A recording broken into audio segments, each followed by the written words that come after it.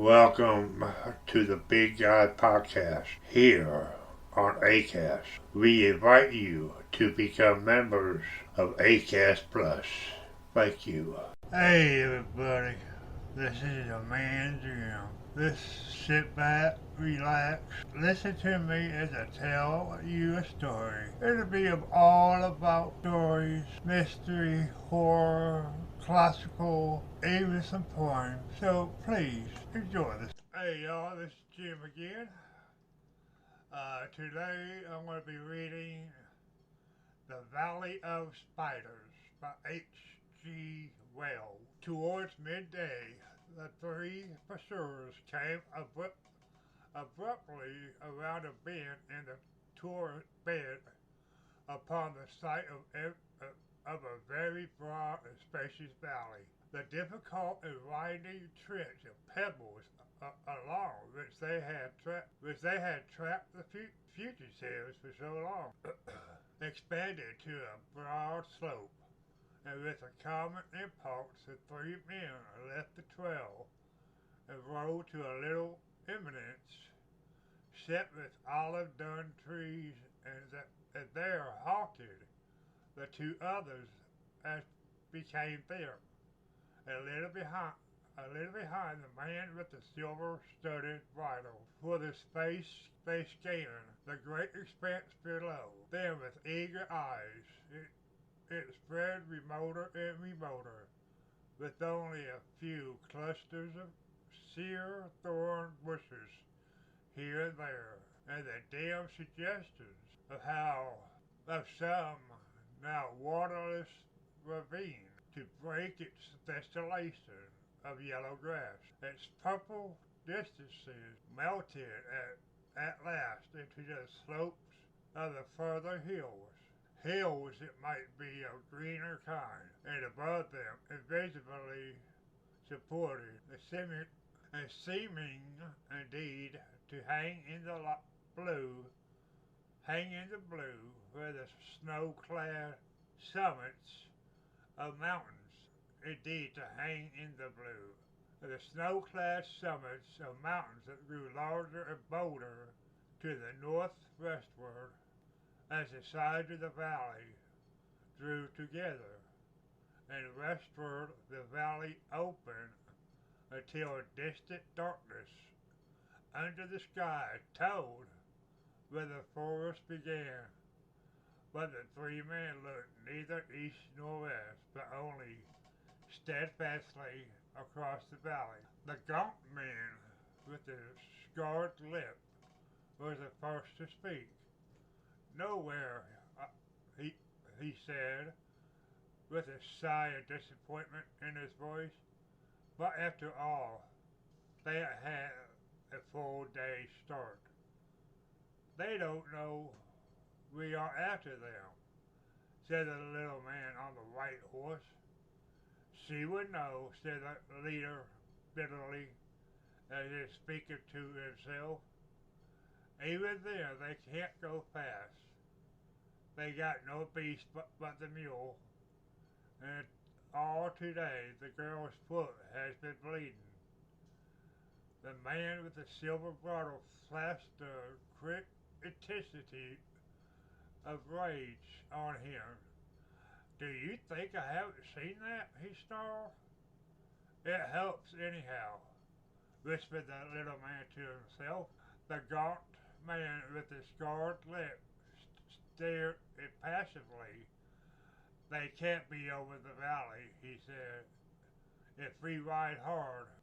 He glanced at the white horse and paused. Curse all white horses, said the man with the silver bridle, and turned to scan the beast, his curse included. The little man looked down between the melancholy ears of his steed. I did my best, he said. The two others stared again across the valley for a space. The gaunt man passed the back of his hand across the scarred lip. Come up, said the man who owned the silver bridle. Suddenly the little man started and jerked his rein, and the horse whose of the three made a multitudinous faint pattering upon the withered grass as they turned back towards the trail.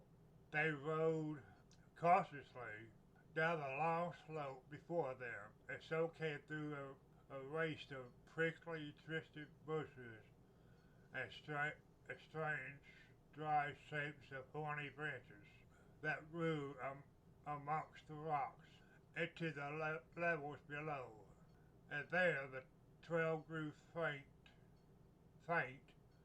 for the soil was scanty, and the only herbage was a scorched dead straw that lay upon the ground. Still, by hard scanning, by leaning beside the horse's neck, and pausing ever and again, even these white men could contrive to follow after their prey. There were there were trodden places, bit and broken blades of the coarse grass, and ever and again the sufficient intimidation of a footmark.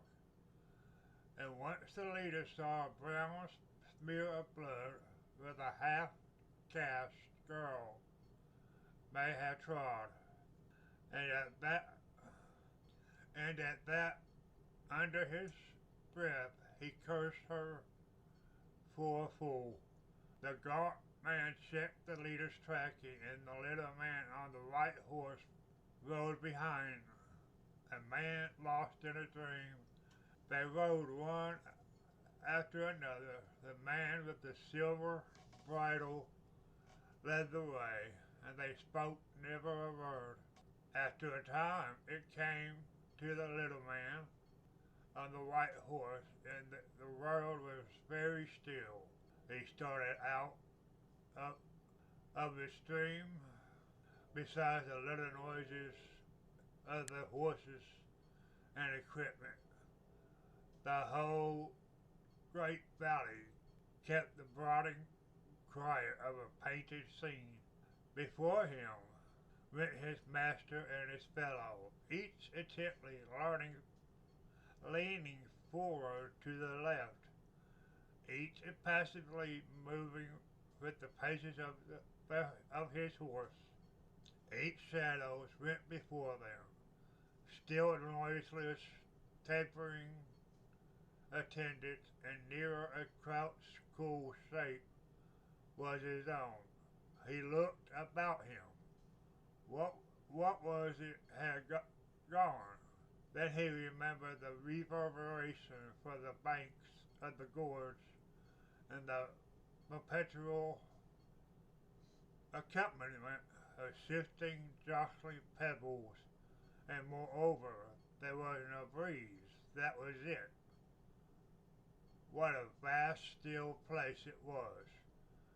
Monotonous afternoon slumber, and the sky open and blank, except for a somber veil of haze that had gathered in the upper valley. He straightened his back, threaded with the bridle, puckered his lips to whistle, and simply sighed. He turned in the saddle for a time and stared at the throat of the mountain gorge out of which they had come. Slopes on either side, with never a sign of a decent beast or tree, much less a man. What a land it was, what a wilderness. He dropped again into his former pose.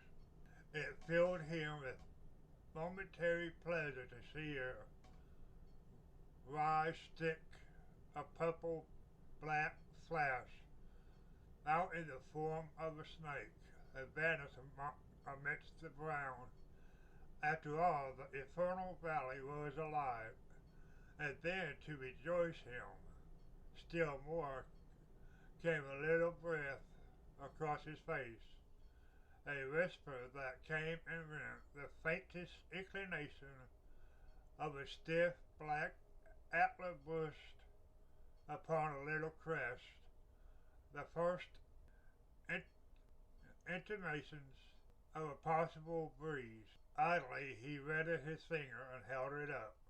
He pulled up sharply to avoid a collision with the gaunt man, who had stopped at fault upon the trail. Just at the guilty moment, he caught his master's eye looking towards him. For a time he forced an interest in tracking. Then, as they rode on again, he studied his master's shadow and hat and shoulder, appearing and disappearing beyond the gaunt man's nearer contours. They had ridden 4 days out of the very limits of the world into the desolate place, short of water, with nothing but a strip of dried meat under the saddles, rock over rocks and mountains, where surely gone. But these fugitives had ever been there for that, and all this was for a girl, a mere willful child, and the man had whole cityfuls of people to do his basest biddings. Girls and women, what in the name of passionate folly? This one in particular, asked the little man, and scowled at the world and licked his parched lips. With the blackened tongue, it was the way of the master, and that was all he knew. Just because she sought to evade him, his eye caught a whole row of high-plumed canes bending in unison, and then the tails of silk that hung around the neck slapped and fell. The breeze was growing stronger. Somehow it took the stiff stillness out of things, and that was well.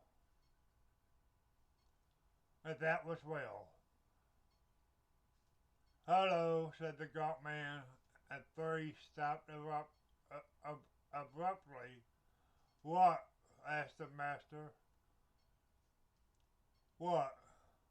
"Over there," said the gaunt man, pointing up the valley. "What?" "Something coming towards us," and he spoke of yellow animal crested and rise that came bearing down upon them.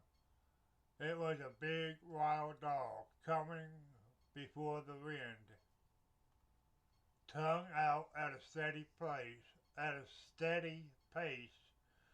and running with such an intensity of purpose that he did not seem to see the horseman he approached. He ran with his nose up, following. It was plain, neither scent nor quarry. As he drew nearer, the little man felt for his sword. He's mad," said the gaunt rider. "Shout," said the little man, shouted. The dog came on. Then the little man's blade was already out. It swerved aside and went panting by them in the past. The eyes of the little man followed its flight. There was no foam, he said. For a space, the man over the silver-studded bridle stared up the valley. "Oh, come on," he cried at last. "What does it matter?" And jerked his horse into movement again. The little man left the insoluble mystery of a dog that fled from nothing but the wind, and lapsed into profound musings on human character. "Come on," he whispered to himself. Why should it be given to one man to say, come on, with that stupendous violence of effect, always, all his life, the man with the silver bridle has been saying that if I said it, thought the little man. But people marveled when the master was disobeyed, even in the wildest things. The half-caste girl seemed to him, seemed to everyone, mad, blasphemous almost. The little man, by way of comparison, reflected on the gaunt rider, with his scarred lip as stalwart, st- stalwart, stalwart, stalwart, as, as his master, and brave, and indeed perhaps braver. And yet for him there was obedience, nothing but to give the obedience duly and stoutly. Certain sensations of his hands and knees called the little man back to more immediate things. He became aware of something. He rode up beside the gaunt fellow. Do you notice the horses? He said in undertone. The gaunt face looked interrogation. They don't like this wind, said the little man, and dropped behind as the man with the silver bridle turned upon him. It's all right, said the gaunt man. Uh, said the gaunt-faced man. They rode on again for a space in silence. The foremost two rode downcast upon the trail. The hindmost man watched the haze that crept down the fastest of the valley nearer and nearer, and noted how the wind grew in strength moment by moment. Far away to the left, he saw a line of dark bulks, wild hog perhaps, galloping down the valley, but of that he said nothing, nor did he remark again upon the uneasiness of the horses.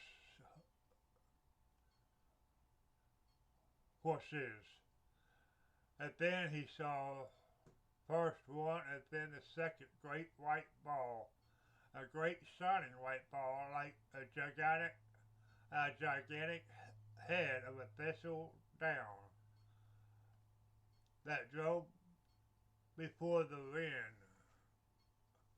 athwart the path.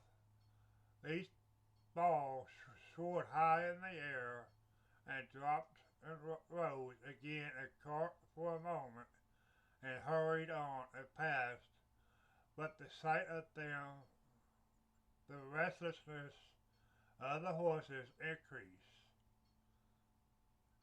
Then presently he saw that more of them drifting close, and then soon very many more went hurrying towards him down the valley. They became aware of a skrilling. Athwart the path a huge boar rushed, turning his head, but for one instant to glance at him, and then hurling on down the valley again. And at that, all three stopped and sat in the saddles, staring into the thickening haze that was coming upon them. If it were not for this thistledown, began the leader,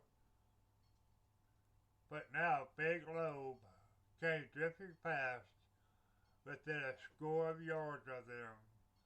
It was really not an even spear at all, but a vast, soft, ragged, filmy thing.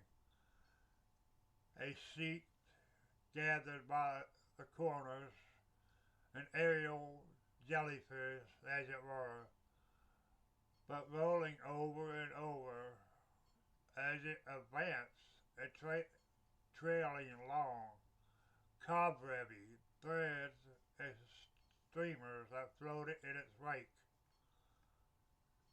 Is it thistle down? Said the little man. I don't like this stuff, said the gaunt man, and they looked at one another. Curse it, cried the leader. The air's full of it here. If it keeps out this place, it will stop us altogether. The instinctive feeling, such as lines from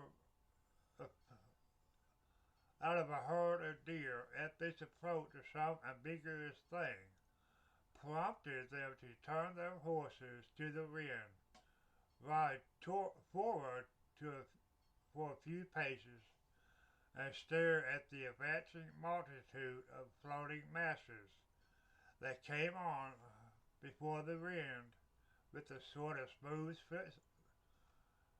swiftness, rising and falling noiselessly, sinking to earth, rebounding high, soaring, all with the perfect unanimity, with a still, deliberate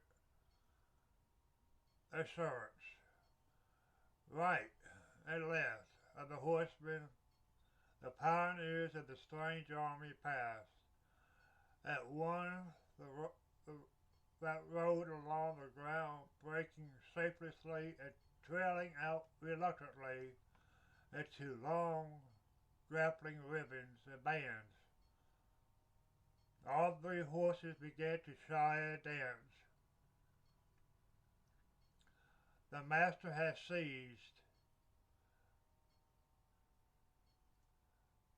The master was seized with a sudden unreasonable impatience. He cursed the drifting globes roundly. Get on, he cried. Get on. What do these things matter? How can they matter? Back to the trail. He fell swearing at his horse and saw the bit across its mouth. And that's going to be it for part one.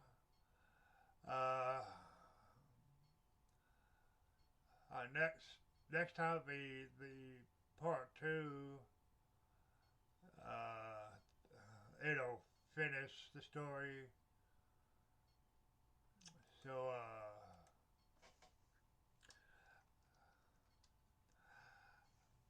I guess we'll catch you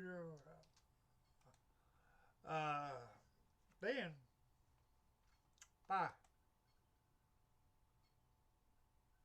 Hello everybody, this is part 2, a story by H.G.Wells, The Valley of Spiders. He gripped the bridle of his prancing horse and searched amidst the grass. A long clinging thread fell across his face. A gray streamer dropped about his bridle arm. Some big active thing with many legs ran down the back of his head. He looked up to discover one of those gray masses anchored as it were above him by these things and flapping out ends as a sail flaps when a boat comes about but noiselessly. He had an impression of many eyes of a dense crew, of squat bodies of long, many-jointed limbs, hauling at the mooring ropes to bring the thing upon down him. For a space he stared up, remaining in his prancing horse with the instinct born of years of horsemanship. Then the flat of a sword smote his back, and a blade flashed overhead and cut the drifting balloon of spider-web free, and the whole mass lifted softly and drove clear and away. "Spiders!" cried the voice of the gaunt man. "The things are full of big spiders.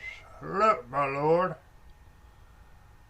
The man with the silver bridle still followed the mass that drove away. "Look, my lord." The master found himself staring down at a red smashed thing on the ground that, in spite of partial obliterations, could still wriggle unraveling legs. Then the gaunt man pointed to another mass that bore down upon them. He drew his sword hastily up the valley. Now it was like a fog bank torn to rags. He tried to grasp the situation. "Ride for it," the little man was shouting. "Ride for it down the valley." What happened then was like the confusion of a battle. The man with the silver bridle saw the little man go past him, slashing furiously at imaginary cobwebs, saw him cannon into the horse of the gaunt man and hurl it and its rider to earth. His own horse went a dozen paces before he could rein it in. Then he looked up to avoid imaginary dangers, and then back again to see a horse rolling on the ground. The gaunt man standing and slashing over it at a rent and fluttering mass of gray that streamed and wrapped about them both, as thick and fast as a thistle down on wasteland. On a windy day in July, the cobweb masses were coming in. The little man had dismounted, but he dared not release his horse. He was endeavoring to lower the struggling brute back to the strength of one arm, while with the other he slashed aimlessly. The tentacles of every second gray mass had entangled themselves with the struggle, and the second gray mass came to its moorings and slowly sank. The master set his teeth, grippled his bridle, lowered his head, and spurred his horse forward. The horse on the ground rolled over. There was blood and moving shapes upon the flanks of the gaunt man. Suddenly leaving it, ran forward towards his master. Perhaps 10 paces. His legs were swathed and encumbered with gray. He made ineffectual movements with his sword. Gray streamers waved from him. There was a thin veil of gray across his face. With his left hand he beat at it, something on his body, and suddenly he stumbled and fell. He struggled to rise and fell again, and suddenly, horribly, began to howl. "Oh, oh, oh!" The master could see the great spiders upon him, and upon the ground.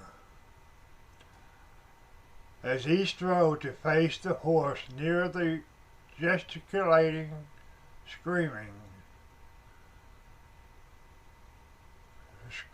gray object that struggled up and down, there came a clatter of hoofs, and the little man in act of mounting, shortless, balanced on his belly athwart the white horse, and clutching its mane, balanced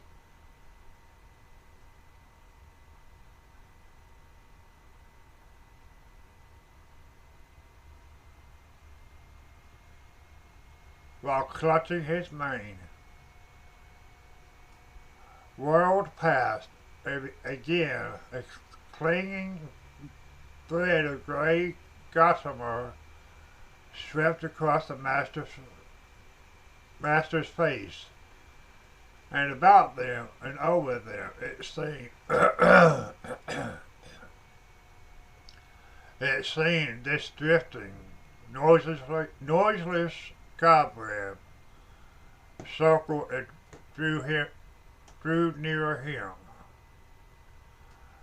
To the day of his death, he never knew just how the event of the moment happened. Did he indeed turn his horse, or did it really, of its own accord, stampede after its fellow? Suffice it that in another second he was galloping full tilt down the valley with the swords whirling furiously overhead, and all about him on the cricketing breeze the spiders, airships that were bundles of air seats seemed to him to hurry in a conscious pursuit.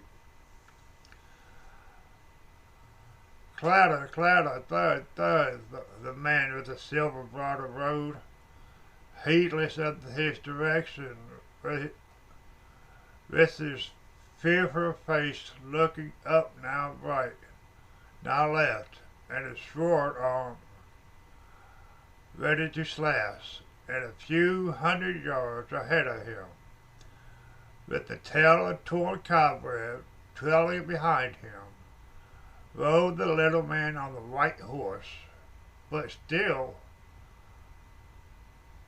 imperfectly in the saddle that reeds bent before them. The wind blew fresh and strong over his shoulder. The master could see the revs hurrying to overtake.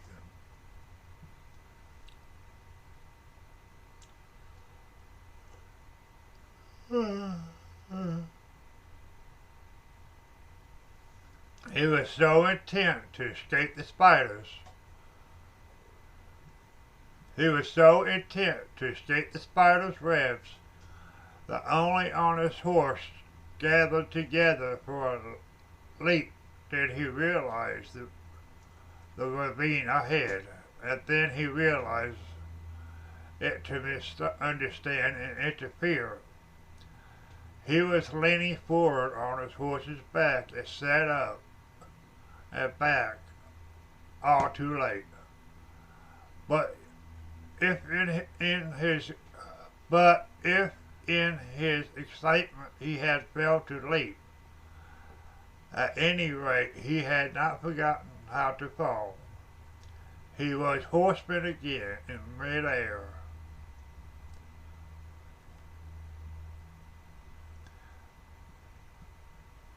He came off clear with a mere bruise upon his shoulder, and his horse rolled, kicking spasmodic legs, and lay still. But the master's sword drove its point into the hard soil and snapped clean across, as though chance refused him any longer as her knight, and the splintered end missed his face by an inch or so. He was on his feet in a moment, breathlessly scanning the onrushing spider webs. For a moment, he was minded to run at the start of the ravine and turn back. He ran aside once again to dodge on one drifting terror, and then he had swiftly clambering down the precipitous sides and out of touch of the gale.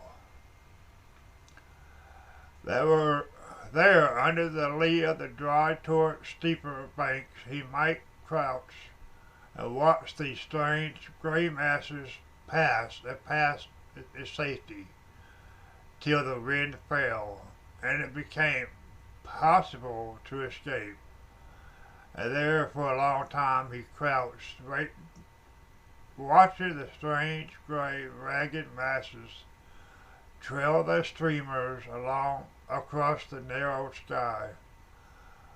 Once a stray spider fell into the ravine close beside him, a full foot it measured from leg to leg, and its body was half a human's hand. And after he had watched this monstrous atrocity of search and escape for a little while, it tempted it to bite his broken sword. He lifted up his iron-heeled boot and smashed it into a pulp. He swore as he did so, and for a time sought up and down for another. Then, presently, when he was sure the spider swarms could not drop into the ravine, he found a place where he could sit down, and sat and fell into deep thought and began, after his manner, to gnaw his knuckles and bite his nails. And from this he was moved by the coming of the man with the white horse. He heard him long before he saw him, a clattering of hoofs, stumbling footsteps, and a reassuring voice. Then the little man appeared in a rueful figure, still with the tail of a white cobweb trailing behind him. They approached each other without speaking, without a salutation. The little man was fatigued and shamed to the pitch of hopeless bitterness. It came to a stop at last, face to face with his seated master. The latter wrenched a little under his dependent's eye. "Well," he said at last, with no pretense of authority, "you left him? My horse bolted. I know, so did mine." He laughed at his master mirthlessly. "I say my horse bolted," said the man who once had a silver-studded bridle. "Cowards both," said the little man. The other gnawed his knuckles through some meditative moments, with his eye on his inferior. "Don't call me a coward," he said at length. "You are a coward like myself. A coward, possibly. There is a limit beyond which every man must fear. That I have learnt at last, but not like yourself. That is where the difference comes in. I never could have dreamt you would have left him. He saved your life 2 minutes before. Where are you, our Lord?" The master gnawed his knuckles again, and the countenance was dark. "No man calls me a coward," he said. "No, a broken sword is better than none. One spavined white horse cannot be expected to carry 2 men a 4 days' journey. I hate white horses, but this time it cannot be helped. You begin to understand me? I perceive that you are minded of the strength of one you have seen and fancy to taint my reputation. It is men of your sort who unmake kings besides which I never liked you." "My lord," said the little man. "No," said the master, "no." He stood up softly, and as the little man moved, for a minute perhaps they faced one another. Overhead the spider balls ripped driving. There was a quick movement among the pebbles, a running of feet, a cry of despair, a gasp and a blow. Towards nightfall the wind fell, the sun set in a calm serenity, and the man who had once possessed the silver bridle came at last, very cautiously and by an easy slope out of the ravine again. But now he led the white horse that once belonged to the little man.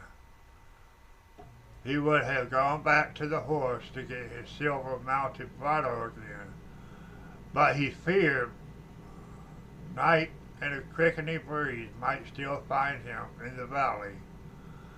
And besides, he disliked greatly to think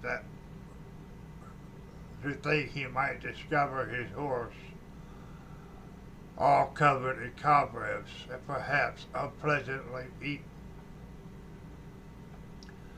And as he thought of those cobwebs and all the dangers left, and of all the dangers he had been through, and the manner in which he had been preserved, that day his hand sought a little reliquary that hung about his neck, and he collapsed it for a moment with heartfelt gratitude, and he did so.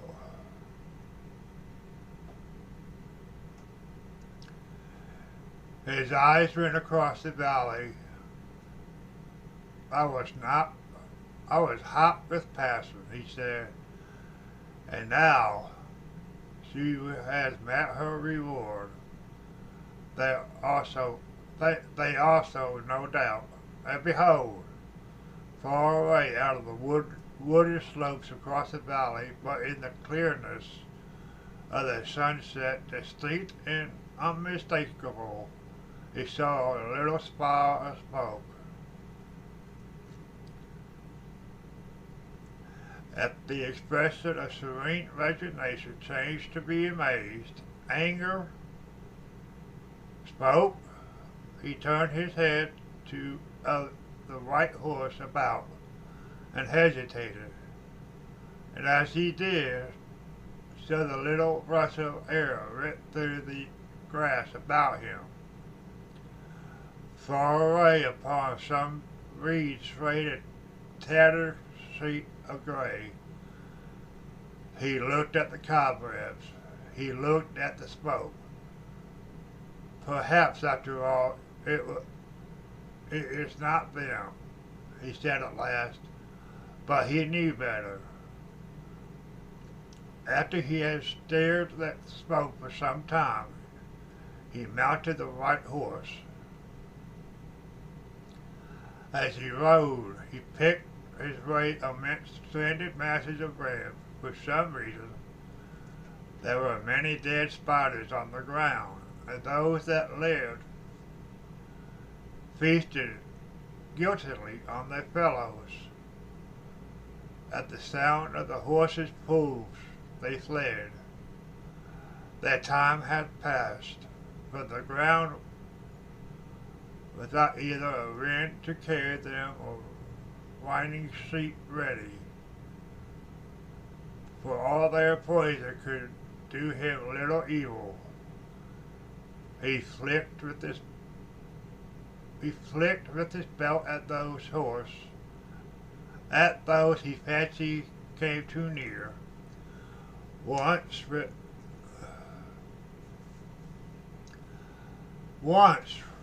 where a number ran together over a bare place. He was minded to dismount and trample them with his boots, but his impulse he overcame. Ever and again he turned in the saddle and looked back to ask the spoke. Spiders, he muttered over and over again. Spiders. Well, well. The next time, I must spin a web. And that is it for part 2 in the last part by H.G.Wells, Valley of the Spiders. And thank y'all for listening. Have a good day. Bye.